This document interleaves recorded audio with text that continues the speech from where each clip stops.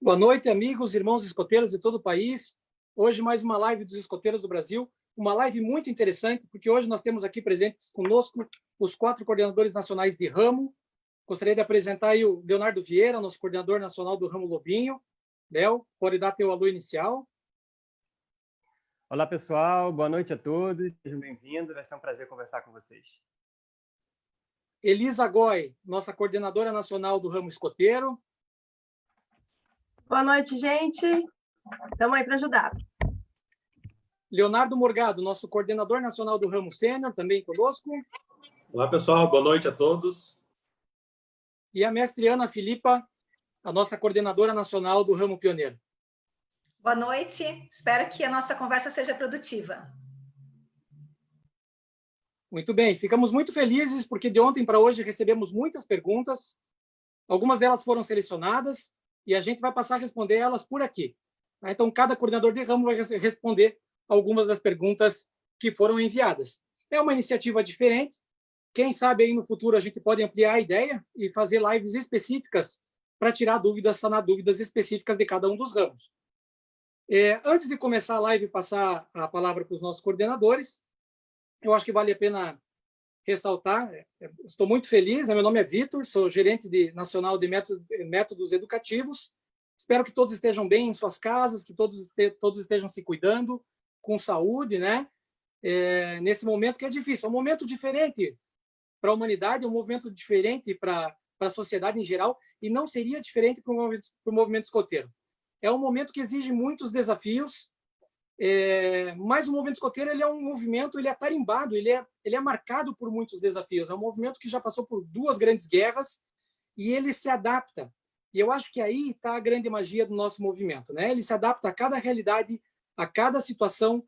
Ele tem uma proposta de alcance muito grande para toda a juventude e nesse momento não seria diferente. Então, a minha mensagem inicial é que nesse momento de pandemia, vocês personalizem realmente as atividades que vocês estão oferecendo aos jovens, né? Nesse momento, mais do que nunca, nós necessitamos ser flexíveis. Isso já está no DNA do movimento escoteiro, essa flexibilidade, ela já faz parte do programa educativo, né? Ele já tem essa natureza flexível. Então, a gente tem que, de fato, se adequar a essa nova realidade. Repensar os acampamentos, que podem ser, sim, feitos dentro de casa, repensar as atividades propostas da progressão. Nós não queremos que, de maneira nenhuma, a progressão dos jovens pare por conta da pandemia, né? Por essa realidade imposta, onde eles não podem sair mais de casa. Então, vocês podem, sim, personalizar as atividades, conversem com os jovens, lembrando que a progressão pessoal ela é um processo de negociação conjunta, né? Então, negociem com os jovens atividades específicas para esse momento, não deixem que eles parem na progressão. E nesse momento, sim, reforço, nós temos e devemos adaptar e personalizar as atividades. Os escoteiros do Brasil lançaram, há um tempo atrás, uma plataforma específica para esse momento, que é Escoteiros Online, né, o site escoteirosonline.org.br. Nesse site, vocês vão encontrar uma série de atividades e sugestões. Essas fichas, elas são sugestões, obviamente, cada um pode pegar, pode personalizar suas atividades de acordo com a sua realidade, né? É importante também lembrar assim que nós vivemos num país de proporção continental, então as realidades são muito diferentes. É importante que cada escotista, junto com a sua tropa, com o seu grupo escoteiro, de acordo com a sua realidade, entregue, personalize e adapte aquilo que é factível para a sua realidade e para o seu jovem, né? O que a gente apresenta são uma série de sugestões. E esse momento também, mais do que nunca, ele é um convite para o movimento escoteiro que tem na sua natureza também assim a intenção de construir um mundo melhor. Então, nesse momento, é importante que nós estejamos engajados nas diversas ações sociais, né? Claro, os jovens não podem sair de casa, mas existem inúmeras iniciativas, a gente tem recebido muitos comentários, muitas ideias aí em torno do Brasil, de drive-thru solidário, de campanhas de arrecadação de alimento, de jovens que desde suas casas fazem vídeos assim para levar um pouco de esperança para lar de idosos, para crianças carentes. Então, é uma gama de possibilidades muito grande e a gente não pode ficar nesse momento, nós, no movimento escoteiro, sem agir, né? O movimento escoteiro ele nos inspira a ação e esse é o nosso compromisso. A gente contribui para a construção de um mundo melhor mudando essencialmente as pessoas, entregando a nossa proposta educativa e atuando nas nossas comunidades. Muito bem. Então, vamos dar início aí às perguntas. Nós vamos começar aqui com uma primeira pergunta que recebemos para o Ramo Lobinho. A pergunta da Sara Elaine, de Santa Catarina. Essa vai para você, Léo Vieira. A pergunta dela é a seguinte: estou preparando meu filho para entrar no escotismo e conquistar o Cruzeiro do Sul. Qual é o conselho que você daria? Conta para nós. Oi, Vitor, obrigado. Bom, obrigado aí pela pergunta da Sara. Eu acho que o primeiro conselho que a gente pode dar nesse caso é que não existe o se preparar para ser escoteiro, né?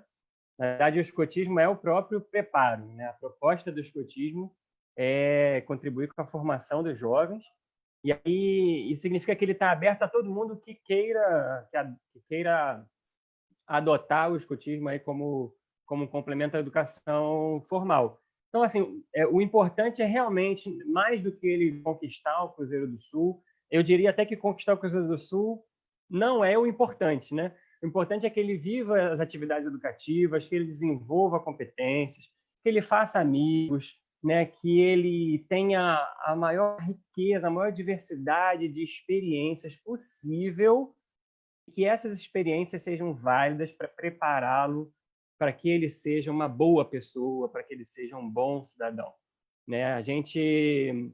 A nossa proposta no Movimento Escoteiro não é formar Cruzeiros do Sul, formar Ligiouro, formar Escoteiros da Pátria, formar siglas de BP. A nossa proposta é formar cidadãos. O distintivo do Cruzeiro do Sul é uma ferramenta, é uma excelente ferramenta. O sistema de distintivos é uma excelente ferramenta, mas é apenas uma. Então, caso ele se interesse, né, tenho certeza que os velhos lobos dele vão apresentar o sistema de distintivos para ele, e o bacana que é conquistar distintivos. Se ele se interessar por ser Cruzeiro do Sul, ele vai ter aí um belo caminho de atividades para fazer pela frente, mas de forma alguma é um concurso, é uma corrida, é algo obrigatório. Obrigatório é ele ser feliz, desenvolver competências, né, viver grandes experiências educativas no escotismo. Se vier ao Cruzeiro do Sul, maravilhoso.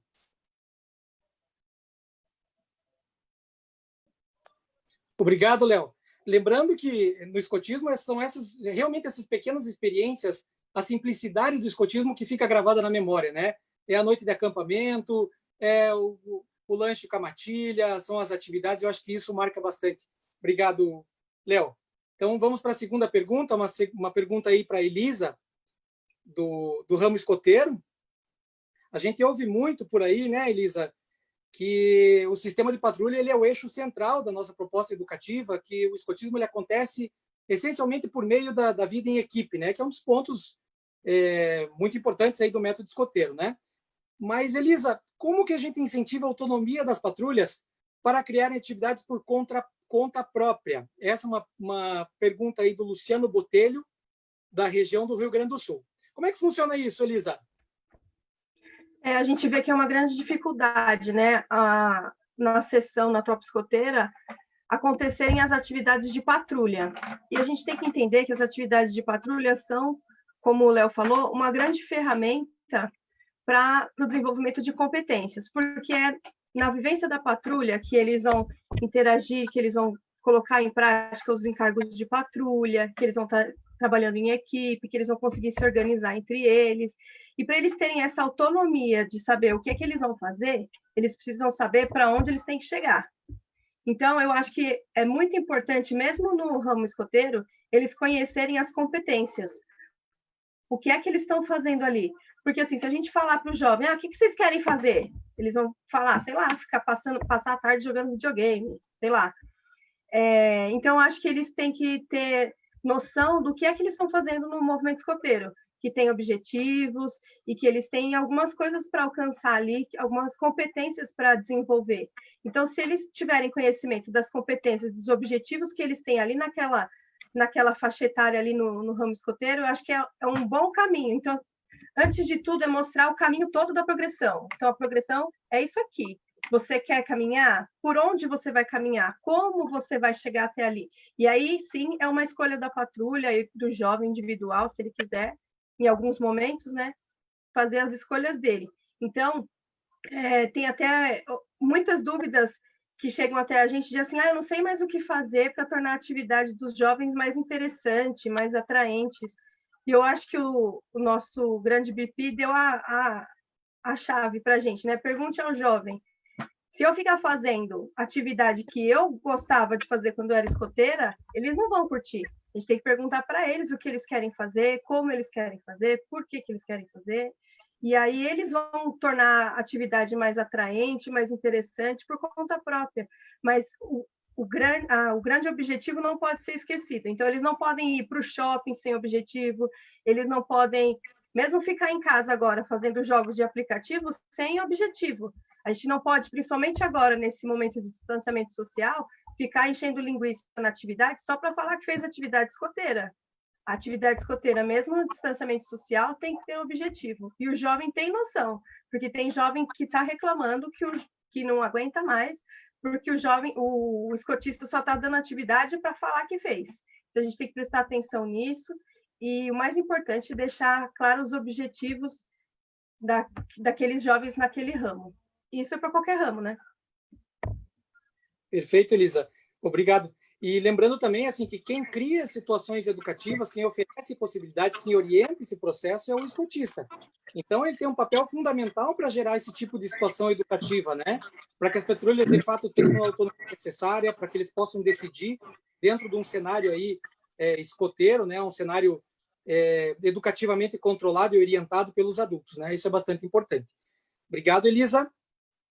Nossa terceira pergunta, então, da noite, aí ela vai para o nosso coordenador nacional do ramo sênior, Leonardo Morgado. É uma pergunta, chefe Leonardo, do Cristiano Barreto, da região do Rio de Janeiro, e a pergunta dele pega um pouquinho do gancho aí da Elisa, aí, com relação às atividades da pandemia, né? Ele pergunta o seguinte, com essa pandemia sem previsão de volta, o que fazer na passagem dos jovens que já completaram 15 anos? Seguimos o que manda o POR ou esperamos passar a pandemia? Como é que funciona, Leonardo? Então, vamos lá. Então, como o Vitor e os demais comentaram, né, ninguém imaginava que essa pandemia ia ficar também por muito tempo. Todos achávamos que ia retornar às atividades o quanto antes, mas foi prolongando essa pandemia, esse tempo. E alguns que já vinham fazendo atividades online achavam que já ia voltar e iam fazer as passagens presencial. E a gente tinha essa resistência, até o escotista tinha resistência que todo mundo queria, logicamente, fazer de forma presencial.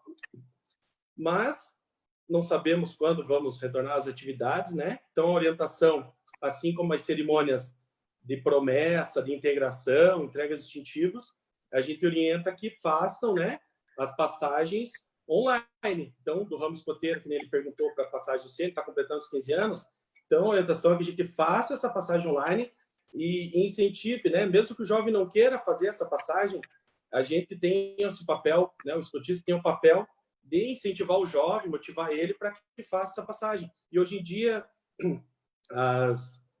as passagens estão bem bacanas, a gente tem algumas sugestões, o pessoal tem nos enviado algumas passagens, estão bem bacanas.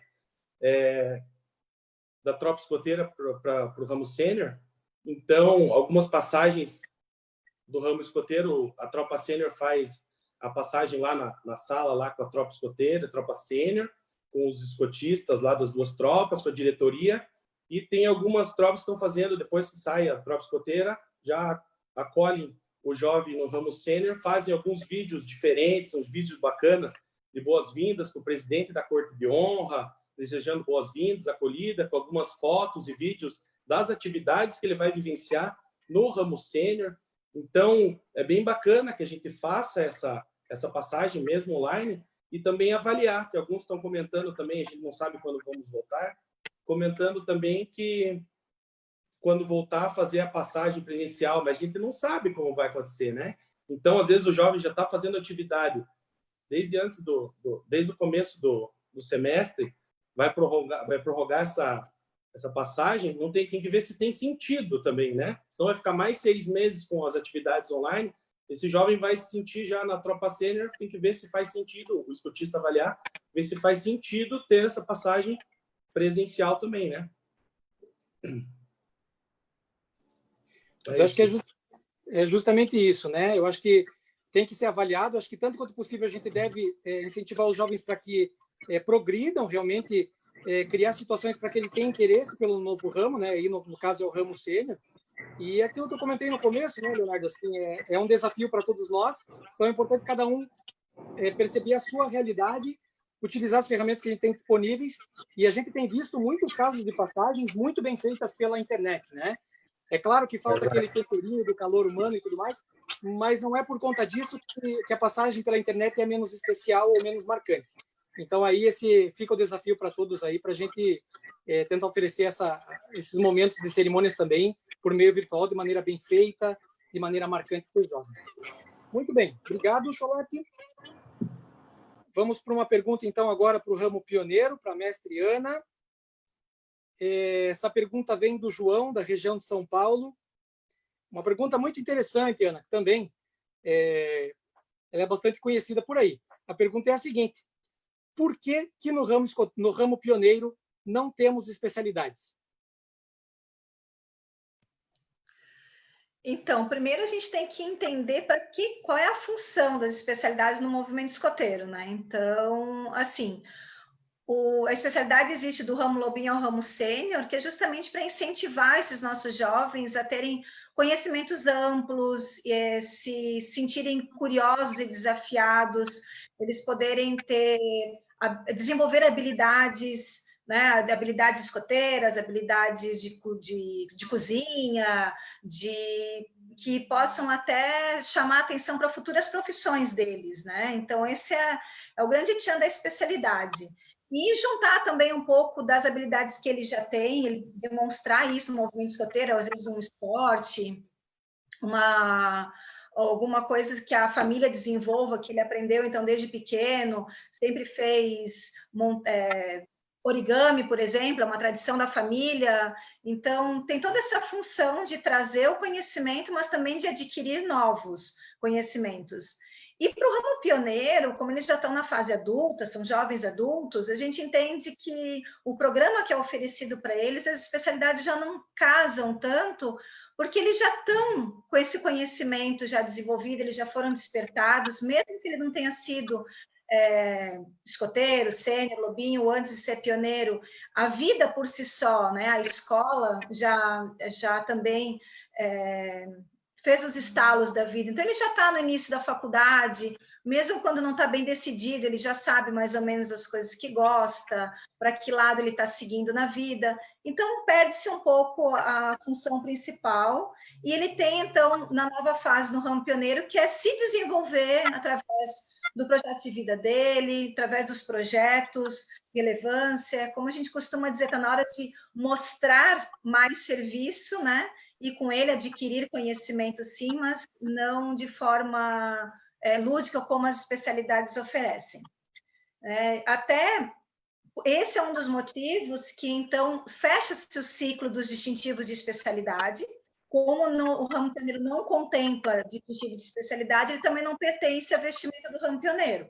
Né? Então, assim, ele conquista no ramo lobinho, ramo escoteiro, ramo sênior, vai aumentando nível 1, 2, 3, chega no ramo pioneiro, isso não contempla mais a vida dele, então deixa de existir. Então, quando chega no ramo pioneiro, com dor no coração, né, a gente dá aquela limpa no uniforme e a gente começa, então, com um novo propósito, e aquele uniforme fica guardado, né? Sempre recomendo-se quando a pessoa é um escoteiro da pátria, né, que guarde essa vestimenta com carinho, mas é um novo ciclo. A gente tem que entender esses ciclos do movimento escoteiro, né? Os ramos, eles se encerram e eles recomeçam numa continuidade, mas o ramo pioneiro tem umas particularidades realmente de fim de alguns setores, de algumas fases, né? Não setores, algumas fases da vida do jovem. Obrigado, Ana. E também é bom reforçar, né, que o ramo pioneiro ele tem uma proposta educativa muito centrada na realização de projetos. Então, nada impede que muitos daqueles temas que as especialidades propõem, os pioneiros desenvolvam projetos aí no clã, né? Num cenário um pouco mais concreto, né? Mais objetivando resultados mais palpáveis, uma coisa mais orientada aí para a faixa etária. Mas perfeito. Obrigado, Ana. Vamos, então, começar a segunda rodada de perguntas. Voltamos, então, para o ramo Lobinho. A segunda pergunta aí para o Leonardo Vieira. Léo, nós temos uma pergunta aqui da chefe Suzete Rodrigues Feitos, do Paraná. A pergunta dela é a seguinte: tenho observado que algumas alcateias usam Shere Khan como personagem de adultos. E o que é pior, não houve argumentos e explicações que fizessem os devidos chefes mudarem de opinião. Então, assim, para quem não conhece a história da Jungle, Shere Khan, ele é o tigre manco, ele é uma espécie, vamos dizer assim, entre aspas, ele é o Darth Vader aí da história do livro da selva, né? E deixo contigo aí, então, Léo, para explicar por que o Shere Khan não pode ser usado aí como personagem aí, integrando o marco simbólico do ramo Lobinho. Olha, eu já ouvi muitas analogias, mas o Darth Vader da Jungle foi a primeira vez. Essa questão dos personagens, ela é muito conversada, né, nos cursos de formação, entre as equipes de alcateia, e como tudo que tem no marco simbólico, a gente precisa entender a função, né? Eu até conversei recentemente com uma escotista lá do Equador, que me falou que no grupo dela usavam o Shere Khan, né, como personagem dos adultos. Então, assim, a primeira coisa que a gente tem que esclarecer, que é sempre legal esclarecer, os adultos não são obrigados a adotar um personagem, nem as crianças são obrigadas a chamar os adultos pelo nome de um personagem. É opcional, então os meus lobinhos podem me chamar de Léo tranquilamente, podem me chamar de aquela tranquilamente, eu vou atender das duas maneiras, com um sorrisão no rosto e está tudo certo. Mas, se os personagens forem adotados, e aí é muito importante a consulta às crianças, né, para que elas opinem aí no personagem que vai ser adotado, a função do personagem é ajudar, dentro do marco simbólico, a evocar valores positivos. E aí, devolvo a pergunta: que valores positivos o Shere Khan traria, né, sendo evocado aí como um escotista? O velho lobo, os escotistas da alcateia são velhos lobos. Então, eles são aqueles que estão ao redor de Mowgli ali, transmitindo ensinamentos, né? Um ensinando a caçar, o outro a cair, ensinando aí com a sua astúcia. O Baloo sempre preocupado aí que o Mowgli aprenda a lei. E aí o Shere Khan, o que teria a ensinar, né? E aí, se a gente pensar também na transposição do ambiente da jungle para a nossa alcateia, o Shere Khan nunca conviveu com o Mowgli, né? Pelo contrário, ele esteve ali sempre, toda a história ele está ali sempre à espreita, esperando uma oportunidade para jantar o Mowgli, para prejudicá-lo. Qual é o sentido de eu ter um escotista, né, que incorporasse esse personagem, que na história é sempre o antagonista do Mowgli, está sempre querendo prejudicá-lo, prejudicar a alcateia, fazer uma refeição. Então, aí eu já tenho alguns argumentos para a gente não adotar o Shere Khan. Um argumento que a gente pode encontrar, inclusive, no Manual do Escotista, o Manual do Escotista fala que os escotistas podem adotar personagens da jungle. E aí eu queria chamar atenção para um outro aspecto, né? Que a gente vê muitas alcateias que nas equipes tem Kotik, tem Rikki-Tikki-Tavi, e aí até diz assim que não tem mais opção de personagem, a gente acabou botando. A Kotik, então, é uma foca. Ela na jungle nunca esteve, né, de fato, por impossibilidade anatômica e biológica. Não? A Kotik nunca conviveu, nunca viu a cara de Mowgli na vida e não poderia estar na jungle. Então, só aí a gente já está descumprindo o manual do escotista. O Rikki-Tikki-Tavi, apesar de ter vindo aí da jungle, né, ter originado na jungle e a história dele se passar ali no limiar entre a casa e a jungle, também é um personagem que nunca conviveu com o Mowgli, né? Nunca esteve ali no povo livre, na alcateia de Sioni. Então faz pouco sentido a gente ter Kotik e Rikki-Tikki-Tavi convivendo com Baloo, Bagheera, Kaa, sendo que na história eles nunca se encontraram, nunca se cruzaram, mal se conhecem. Então vamos usar só os personagens realmente que estão ali em torno de Mowgli, Bagheera, Kaa, Baloo, Raksha, até o Shio, que tem lá um papel também, mas que que aportem valores positivos, né? Evoquem valores positivos e que façam sentido para as histórias que a gente conta, né? Sejam coerentes. Acho que respondi, Vitão. Perfeito. Tá bem completo, Léo. Obrigado, cara. Vamos para a segunda pergunta, então, voltada aí para o ramo escoteiro. Uma pergunta que vem da Tainá, do Mato Grosso. Elisa, toda a nossa proposta educativa, o programa educativo, o sistema de progressão, ele fala muito em competências, né? Competências que, para quem não conhece, é a união aí do conhecimento, habilidade e atitude, ou seja, o escotismo ele oferece um conjunto de competências e valores que serão úteis para os jovens, né, durante toda a sua vida. Mas a pergunta é a seguinte: como fazer uma avaliação verdadeiramente por competências no ramo escoteiro? Acho que essa pergunta vale também para os demais ramos, porque todo o sistema de progressão ele é pautado aí na estrutura de competências, na aquisição de competências. Conta para nós aí, Elisa, como é que isso acontece?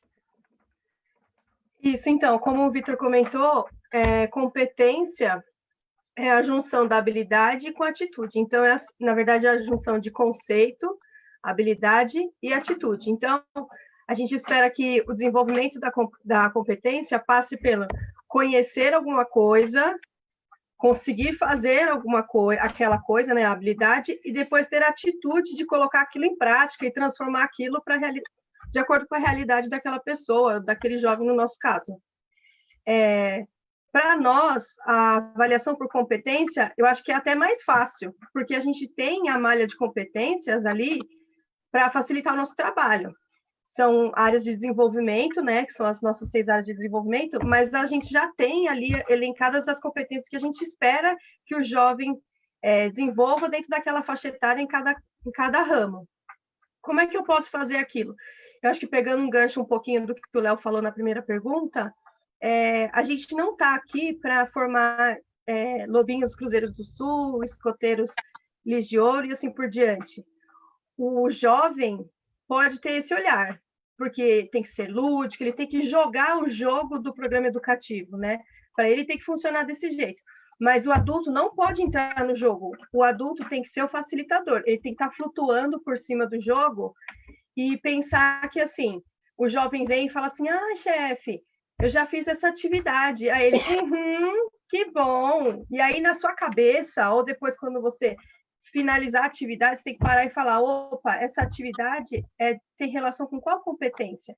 Então, a gente não tem que parar o trabalho da avaliação ali naquela atividade. A gente tem que associar sempre aquela atividade à competência. Então, o adulto tem que sempre prestar atenção mais na competência do que na atividade. A atividade é uma ferramenta para alcançar aquele objetivo que é a competência que a gente já tem lá descritinha, facinho para a gente alcançar.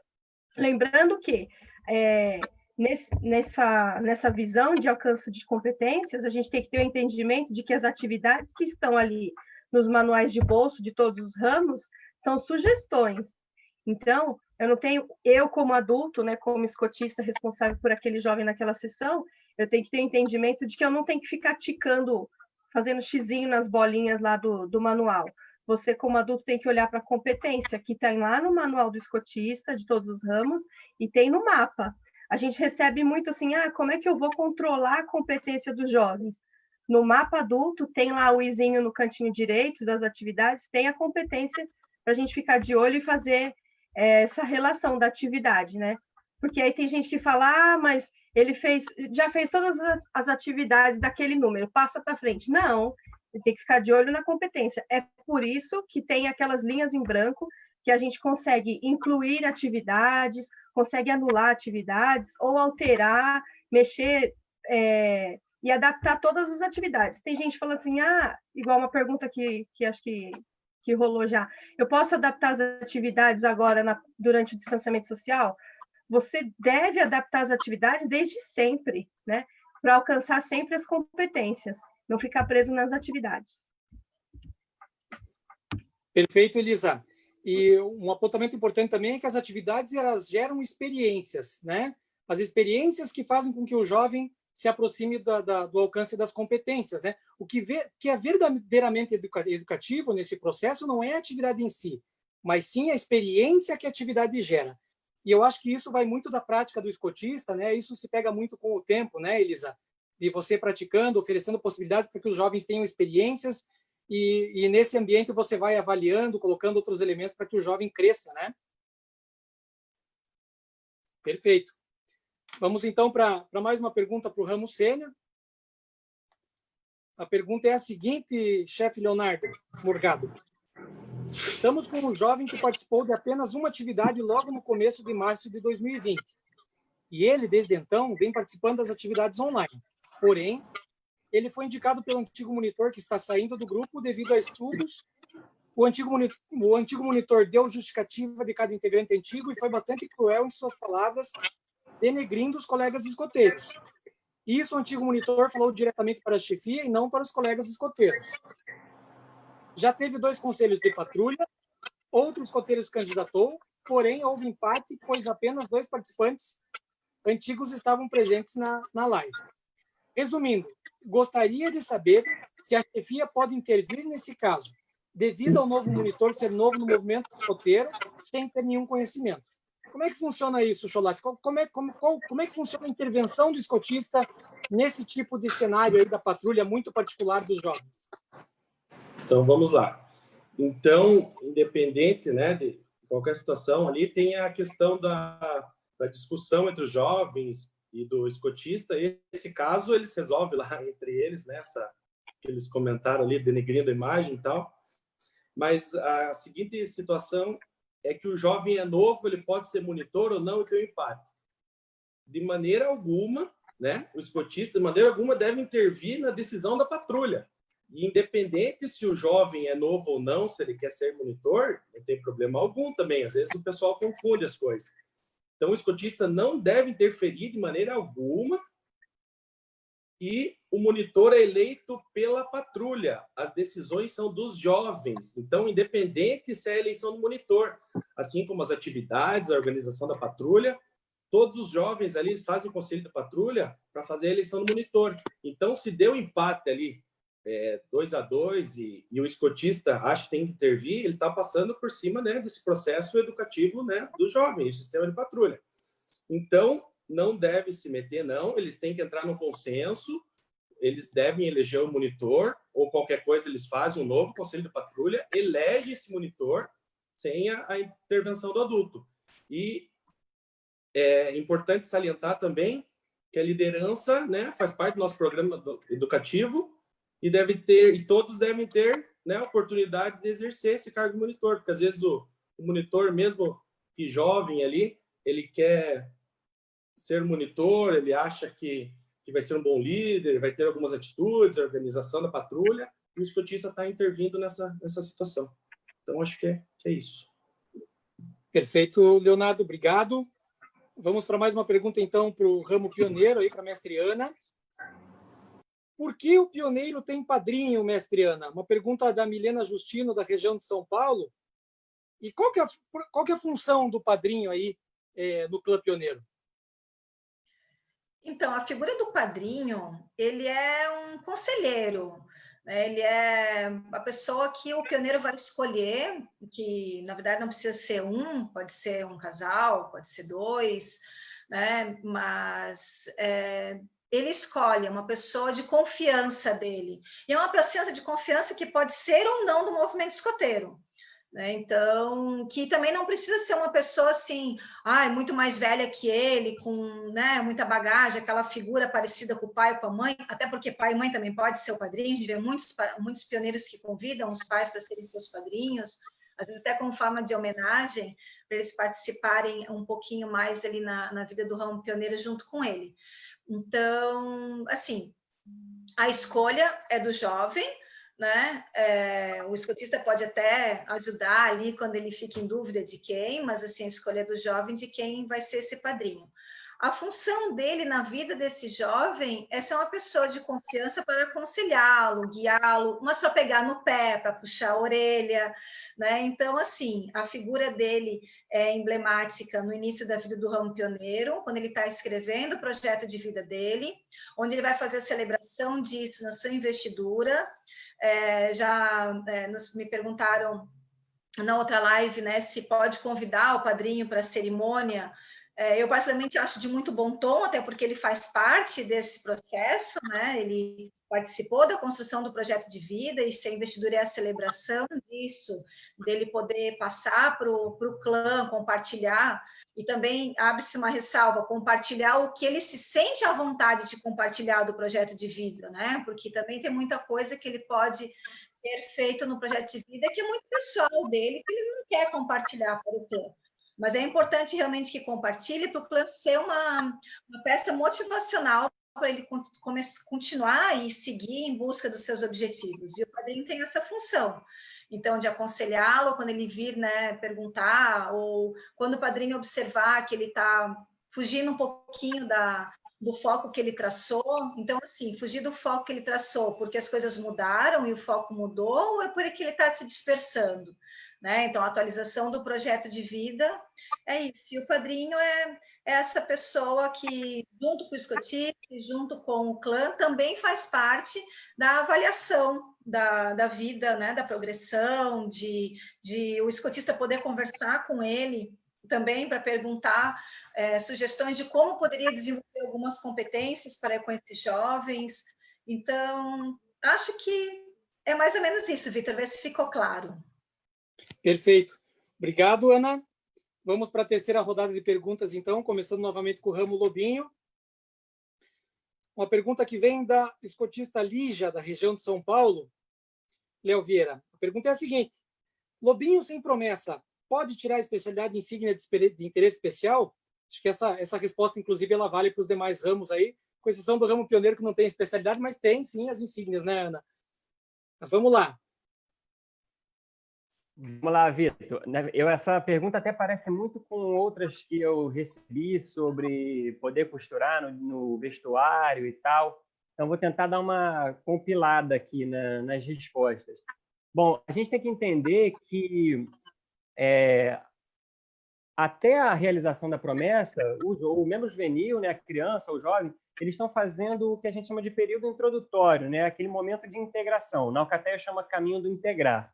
Então, esse momento, que precisa ser curto, né, ele precisa durar aí no máximo, estourando 3 meses, ele é um momento que é dedicado à integração daquela criança, do jovem, à sessão, a conhecer o movimento escoteiro, o funcionamento do grupo ou da sessão autônoma. É um momento dedicado a isso. Então, por isso que todo esse universo maior de distintivos ele se abre depois da promessa para o jovem, né? Depois da integração, na realidade.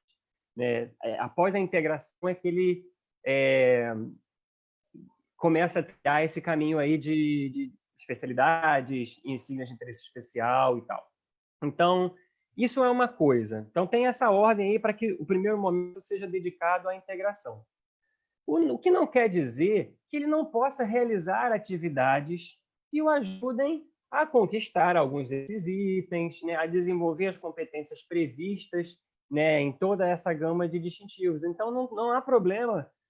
Por exemplo, o menino acabou de entrar no escotismo, 2 semanas depois vai ter lá uma atividade especial sobre que vai apresentar a insígnia do Cone Sul para todo mundo.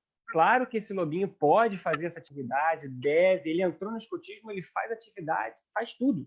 Né? Faz tudo com a sessão, porque, inclusive, isso é parte do momento de integração. Então, ele vai desenvolver as competências e aí vai fazendo as atividades. Pode ser que aconteça que, no momento da integração e da promessa, ele já tem ali boa parte dos itens para aqueles distintivos. E aí faz uma rápida avaliação e aí a entrega o distintivo para ele logo em seguida. Mas é muito importante também a gente refletir, isso a gente já abordou até numa outra live, Vitão, assim, fazer uma atividade não outorga automaticamente o distintivo para o jovem em nenhuma hipótese. Né? Então, qualquer distintivo à entrega, ou progressão, ou especialidade, mediante uma conversa, uma avaliação, especialmente uma autoavaliação do jovem. Então, pode ser que essa dúvida tenha vindo, o menino fez as atividades que matam aquelas etapas, não posso dar? Porque tem um processo antes ainda da entrega do distintivo, que é essa avaliação, a negociação. Então, muito importante. Então, me perguntaram bastante, assim, em tempos de pandemia, o menino já conquistou o caminho do integrado, o que faz, né?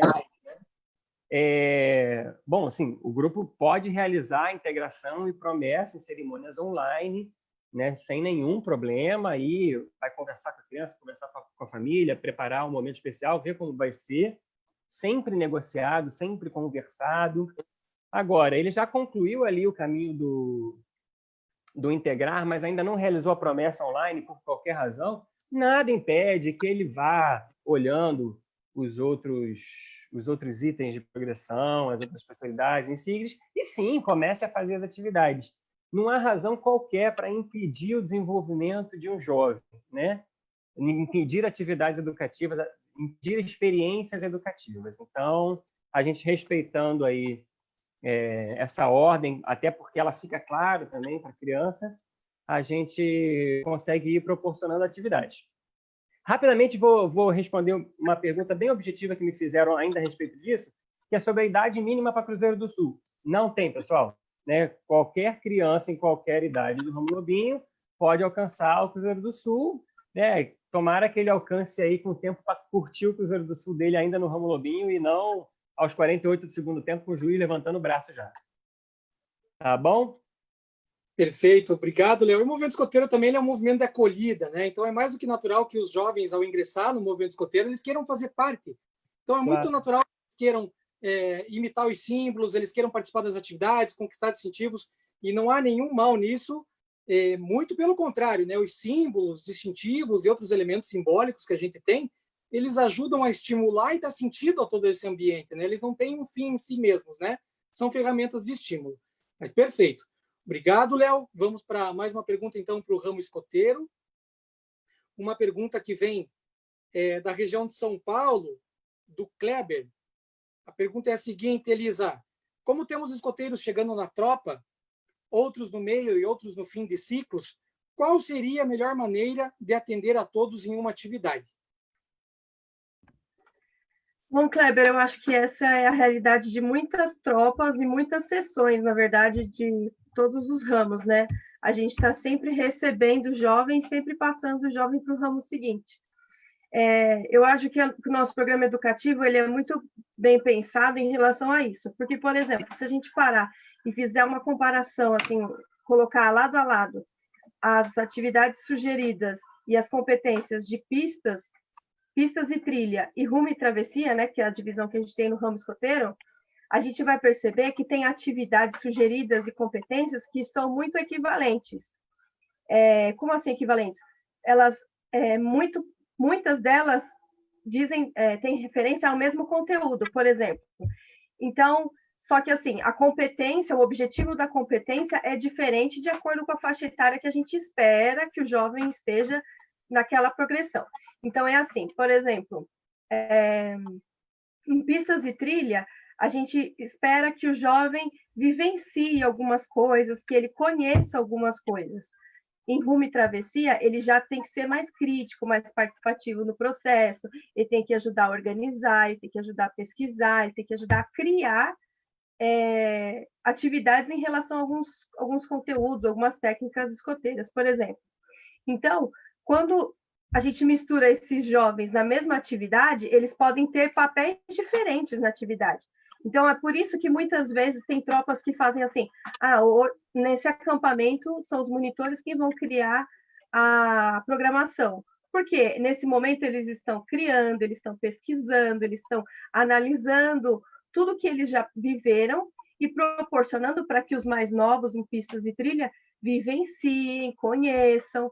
Então, às vezes, na mesma atividade, não precisa ser em acampamento, pode ser num jogo, no mesmo jogo, a gente coloca lá os objetivos para pistas e trilha e para rumo e travessia. Então, no mesmo jogo, se a gente fizer bem pensado, a gente consegue contemplar os objetivos das competências de todas as faixas etárias.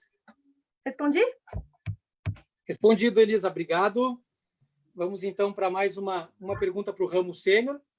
Uma pergunta que vem do Maurício Mendes, da região de São Paulo. Leonardo, a pergunta é a seguinte: se um jovem com especialidade não escoteira no nível 3 é o especialista sobre o assunto, no tema da especialidade, ele pode agir como avaliador da especialidade com outro jovem da tropa?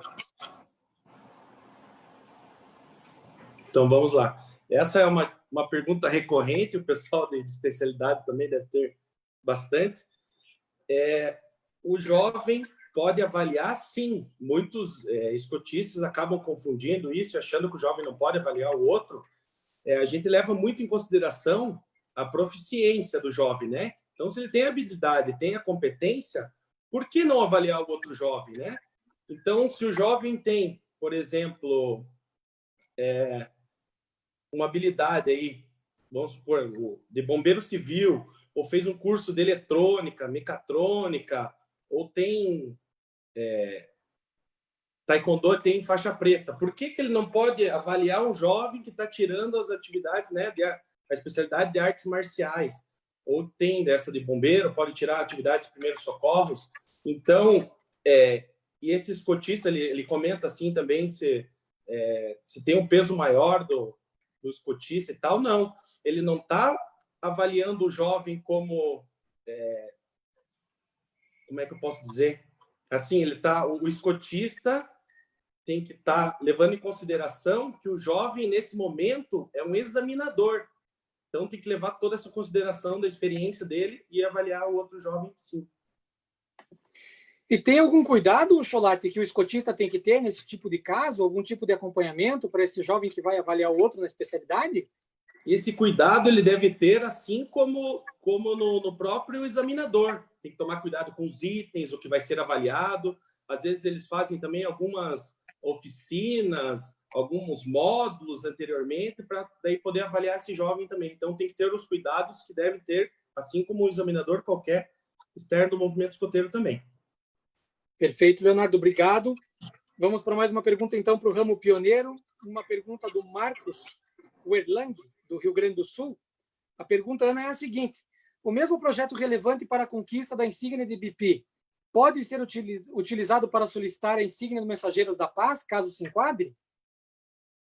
Sim, aí nesse caso é interessante que, para não criar falsas expectativas, né, ver bem certinho as exigências do Mensageiros da Paz, mas uma característica forte dessa insígnia é justamente o compartilhamento de experiências em projetos, realização de projetos, até para eles poderem serem inspirados em outros lugares, né? Então, se essa é o forte objetivo da insígnia, ela contempla, sim, a insígnia de BP, se a insígnia do projeto de relevância dele, e não só o projeto de relevância, né? O projeto de clã, né? Que aí não está valendo insígnia de BP para ninguém, mas é um projeto de clã que contemple os itens do Mensageiros da Paz, sim, pode ser contemplado, e aí aquele grupo de pioneiros envolvidos, os que estão realmente envolvidos, os que realmente fizeram acontecer, receberiam sim. No caso da insígnia de BP, trazer isso muito certo, e aí aconselho também que isso faça parte do projeto, mas principalmente do relatório, né? Pontuar os pontos comuns, deixar registrado, e isso, sim, realmente, muitos clãs que eu vejo tem uma falha muito grande nos seus registros. A gente perde muito a história da sessão por falta de registro, né? Então, assim, nós não temos equipes fixas, patrulhas, matilhas, mas nós temos o livro do clã, onde temos que ter o hábito do registro. Hoje temos registros, o próprio Paxto é muito completo, e a gente consegue manter isso, mas o projeto tem que ter um cuidado ali no relatório, ser um relatório até que inspire novos projetos nesse clã, e aí sim, salientar e colocar esse item. Se puderes completar alguma coisa, Vitor, mas da minha parte é isso. Perfeito, Ana. Lembrando que o Mensageiros da Paz, muito além da realização dos projetos, que é bastante relevante, né, traz muitos pontos positivos do ponto de vista educativo, ele também é uma grande rede de compartilhamento de ideias, né? Existe uma plataforma onde os jovens podem compartilhar aqueles projetos que eles realizaram, contar suas histórias, e isso pode ser útil, quem sabe, do outro lado do planeta, numa outra situação. Então, muito além do projeto, existe essa rede também, é uma ferramenta muito interessante. Quem tiver interesse, eu acho que vale a pena aí uma busca no Google, Mensageiros da Paz, né? A gente tem bastante documento, bastante material a respeito. Obrigado, Ana. Vamos para a nossa quarta rodada, então, de perguntas, essa que vai ser a última. Então, já de antemão, eu já peço aí para os nossos facilitadores, aí, o pessoal que está participando, os coordenadores de ramo, que tentem ser sucintos aí nas respostas para a gente concluir esse momento bacana aí, dentro do horário previsto. Mas vamos lá, então, Léo, uma pergunta do ramo Lobinho, uma pergunta do Rossandro, da região de São Paulo. Ele traz aqui a seguinte questão, vou tentar simplificar aqui, porque está bem grande a pergunta aqui. Mas ele acaba trazendo assim, que alguns grupos acabam adaptando ou trazendo dentro de suas práticas alguns costumes e abordagens que são próprias, né, do grupo escoteiro, daquela realidade em especial. Aí ele relaciona alguns desses pontos e gostaria da nossa opinião de como trabalhar no sentido de aproximar cada vez mais e dar uniformidade na aplicação do método do programa educativo, mas sem deixar de respeitar tradições do grupo, tais como matilhas que se apresentam ao entrar em formação, grito da alcateia, parecido com os gritos de tropa, formação em ferradura para a alcateia, junto com o restante do grupo, em aberturas conjuntas, né, substituindo aí, nesse caso, os círculos de parada, né, Léo? Variados nomes dados às atividades e experiências na tropa para os lobinhos, caçada, trilha, e outros costumes e tradições aí, que não estão necessariamente escritos nos nossos manuais, mas que alguns grupos acabam adaptando, né? Usando apito no ramo lobinho, enfim. Como é que funciona o uso desses elementos, até que limite, qual é o limite de uso deles aí, especialmente no caso do ramo lobinho?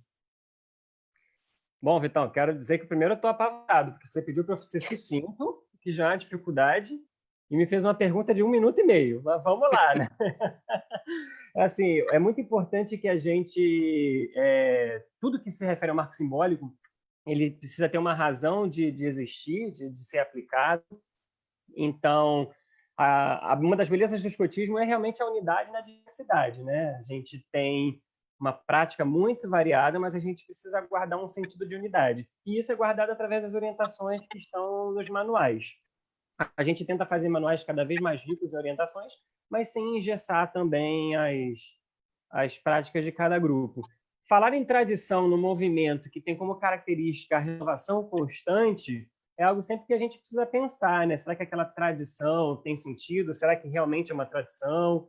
Será que é uma tradição que nos aporta algo de positivo? A gente só está repetindo o que fizeram conosco? E aí eu queria comentar, então, assim, em relação às matilhas que se apresentam para entrar em formação, grito de alcateia e tal, são elementos que vêm do sistema de patrulhas, né? E no Lobinho não existe sistema de patrulha. Então, assim, o primo da alcateia, ele não tem a mesma função do monitor, né? Aquela função representativa, líder forte, é só um exercício de democracia. Então, não tem essa questão do primo apresentar a sua matilha para o escotista, não existe, não tem necessidade, não tem sentido dentro da concepção da alcateia como uma unidade de trabalho. E não é a matilha a unidade de trabalho, é a própria alcateia, né? Já vi alcateias aí que tem gritos e tal, mas o grito foi bolado há muito tempo. Enfim, o manual é bem claro quando diz que o grito da alcateia é o grande uivo e acabou. Então, assim, o grito da alcateia é o grande uivo. Esse é o grito da alcateia, não há razão para ter o outro, né? E aí tem a questão da formação na ferradura, assim. Sempre que possível e viável, a alcateia deve formar em círculo, no seu círculo de parada, no seu círculo de conselho, quando for o caso. Mas também o mundo não acaba se a alcateia formar na ferradura junto com todo o grupo, por uma ocasião especial, por um arranjo do local, porque não tem espaço ali de repente, né? A gente vai fazer tudo para manter uma unidade na diversidade do movimento escoteiro. Então, assim, vamos buscar sempre marcar essa distinção entre os ramos de forma saudável. E a mesma questão do lobinho que acampa, o lobinho não acampa. Lobinho acampa, óbvio que o lobinho acampa, assim como a cantona também, mas o acampar do lobinho é um acampar diferente, porque não tem a vivência do sistema de patrulhas ali, ele dorme em barracas, né? Não é um acampamento como um acampamento escoteiro, sênior ou mesmo do clã. Então, entender o que se chama de tradição dentro do que realmente tem sentido, do que está alinhado aos manuais e ao marco simbólico de cada ramo, é muito importante. Eu acho que eu respondi tudo isso aí, hein? Respondido. Respondido, Léo. Obrigado. Vamos para mais uma pergunta, então, para o ramo escoteiro. Elisa, uma pergunta vinda da Bahia, do Marco Silva. A pergunta é a seguinte: as progressões que precisam ser feitas em patrulha ou tropa podem ser flexibilizadas para o jovem fazer sozinho, quando a patrulha ou tropa não está conseguindo fazer encontros à distância, né? Encontros virtuais? Eu acho que essa pergunta já foi respondida também. Acho que eu falei um pouco, o Léo falou um pouco. A gente não pode, de forma nenhuma, limitar o desenvolvimento da criança ou evitar que ele aconteça, né? Se uma criança quer fazer e quer estar a fim de correr atrás da progressão dela, a gente não pode, de forma nenhuma, desmotivar isso, né? E não pode também deixar vinculado o desenvolvimento de uma criança com a outra, até porque faz parte do método, né? A gente considerar o desenvolvimento individual da criança. Então, eu acho que tudo tem que ser adaptado, como eu disse antes, o tempo inteiro, mesmo antes da pandemia, agora com o distanciamento social, a gente tem que adaptar tudo de acordo com a nossa realidade, de acordo com a necessidade que a gente vê naquele momento. É isso, para ser rápido. Perfeito, Elisa, obrigado. A próxima pergunta, inclusive, do ramo sênior, acho que pega o gancho aí na tua resposta e em muito disso que a gente acabou conversando durante a live, né? Uma pergunta da Cibele de São Paulo, que diz o seguinte: o jovem precisa atingir as 75 atividades de progressão para poder receber o título de escoteiro da pátria? Posso reajustá-las à situação da quarentena? Deve, né? Deve, né? O que todo mundo comentou aqui, não só por causa da quarentena, mas conforme a gente sempre comenta, né? E o pessoal, a Lisa comentou também, são atividades, são sugestões de atividades, né? Para o jovem fazer, né? Então, nessa quarentena e antes ou depois, a gente pode ajustar essas atividades, sim. Assim como o pessoal tem comentado também das atividades online, a gente só sugeriu algumas atividades, pode adaptar a sua realidade, a sua tropa. Ah, mas tem muitas fichas de atividade, não estou conseguindo acompanhar. Então, avaliem qual vocês vão elaborar aí pela chefia de tropa, os monitores, e ver qual vão ser realizadas, né, para tirar essas atividades sugeridas e ter a conquista do escoteiro da pátria. Lembrando que, além, né, das atividades de progressão, tem os cordões, as insígnias, as noites, né? Também ser flexível nesse momento de quarentena, não vai deixar de entregar o escoteiro da pátria para o jovem, né? A orientação por causa dessas questões que a gente havia comentado anteriormente. Então, é ajustável sim. Perfeito, obrigado, Leonardo. Seguindo ainda essa linha aí de pensamento, uma pergunta específica para o ramo pioneiro, que também é sobre esse momento de pandemia, Ana. Pergunta que vem do Ronaldo, lá da região de São Paulo. A pergunta é a seguinte: como será a análise dos projetos dos incentivos especiais se os jovens não podem sair para completá-los e não tem como fazer dentro de casa? Primeiro, a gente tem que entender que o processo de aprendizado do projeto, né? Então, ele não é simplesmente a ação final. Vou usar um exemplo, assim, muito conhecido do ramo pioneiro, a reforma de um parquinho, a revitalização de uma escola. Então, assim, para ele chegar até a ação, ele teve que pesquisar a necessidade, teve que busca de recursos financeiros, mão de obra, às vezes até especializada. Então, todo esse processo, conhecer a realidade, ver o quanto impactante e legado ele vai deixar nessa comunidade, nesse projeto. Então, assim, fez todo esse desenvolvimento, essa organização, esse aprendizado, cumpriu tudo. Faltou a execução, ele cumpriu o projeto. A execução, ele pode executar depois, porque, e sim, isso não é flexibilização, é o processo de amadurecimento e aprendizado desse jovem através de um projeto, é isso que nós temos que entender. Até porque, pensa o seguinte, se não fosse o distanciamento social, se fosse umas chuvas contínuas, ou sei lá, por algum motivo aquela escola foi desativada temporariamente, e aí não tem como executar. Então, a execução física, ela passa por N observações para o que não aconteceu. Agora, deixar de fazer a entrega desse projeto só porque fez 21 anos, não. Se cumpriu esse compromisso com a instituição, com a comunidade, se leva adiante, né? Mas essa avaliação é do processo de aprendizado do pioneiro. Rapidamente, também uma questãozinha é assim, vamos incentivar sempre que os projetos de relevância, como o Léo mesmo colocou, que eles não sejam concluídos e entregues ali no 20 anos e 10 meses e meio, né? Porque o distintivo de insígnia de BP, ele não vai para o uniforme de escotista, né? Então, ele pertence à vida dele enquanto jovem. Então, que ele possa realmente aproveitar esse distintivo enquanto estiver no ramo. Perfeito, Ana. Obrigado. Estamos chegando, então, ao final dessa live, 1 hora que passou bastante rápido, né? Acho que foi muito proveitoso. Agradecer, então, aí aos coordenadores nacionais dos ramos, tem trabalhado intensamente aí na elaboração de materiais, tem um grande desafio que está se aproximando, né? Que é a nossa revisão do programa, né? Então, muitos de vocês irão participar de pesquisas, de momentos de discussão, para a gente amadurecer e realmente avançar com a nossa proposta educativa. Aproveitar para comentar também que, além dos coordenadores de ramo que estão aqui, também integram aí a equipe nacional de programa educativo, os coordenadores das modalidades, né, do ar e do mar, coordenador da área de processos participativos, radioscotismo e também especialidades, que também, volta e meia, aí tá fazendo lives, né? Então, espero que vocês tenham aproveitado bastante.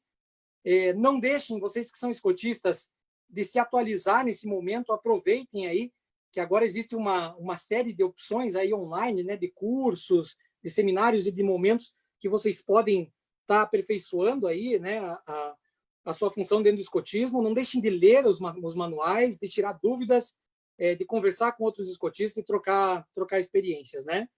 É um momento de pandemia, um momento difícil para todos nós, mas ainda que não fosse a pandemia, que fosse o enxame de gafanhotos que está chegando, ou aquela nuvem assustadora do Saara, o escotismo se mantém firme na proposta educativa.